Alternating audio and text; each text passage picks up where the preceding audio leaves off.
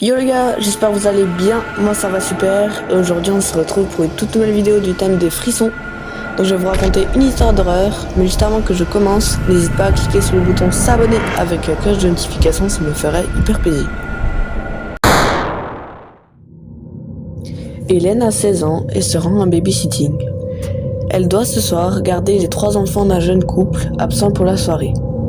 Quand elle arrive, il l'informe que les enfants sont déjà couchés et qu'ils ne rentreront pas tard. Hélène s'installe dans le canapé de la grande demeure et ouvre un livre. Le téléphone sonne, mais quand elle décroche, personne ne parle à l'autre bout du fil. Quelques minutes après, le téléphone sonne de nouveau, et cette fois, une voix glaçante lui répond. « Es-tu allé voir les enfants ?» Puis, plus rien.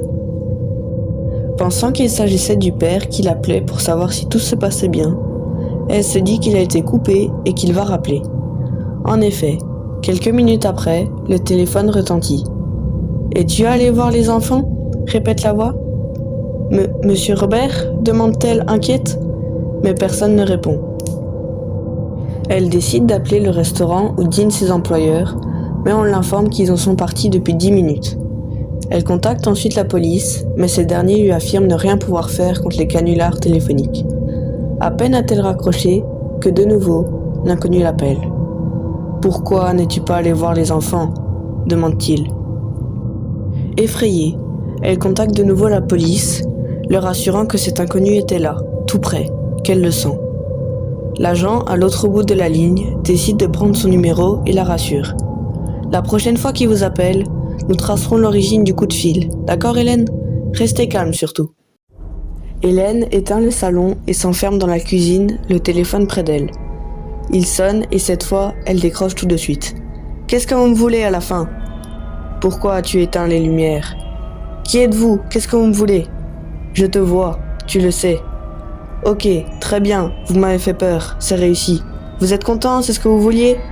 Non, ce que je veux, c'est me baigner de ton sang. » Hélène raccroche brusquement, terrifiée, mais la sonnerie retentit de nouveau. « Laissez-moi » hurle-t-elle dans le combiné. « Hélène, c'est moi, nous avons tracé l'appel. Il faut que tu sortes tout de suite. L'appel vient d'une des pièces de la maison. Sors immédiatement !» Elle se rue vers la porte et commence à la déverrouiller en tremblant. Elle panique, fait tomber la clé, la ramasse puis se relève.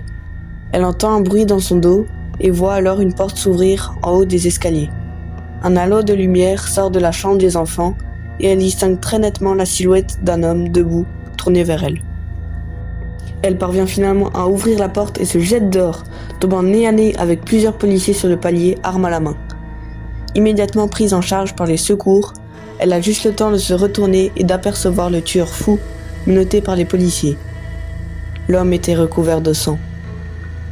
Celui des 3 enfants de la famille Robert.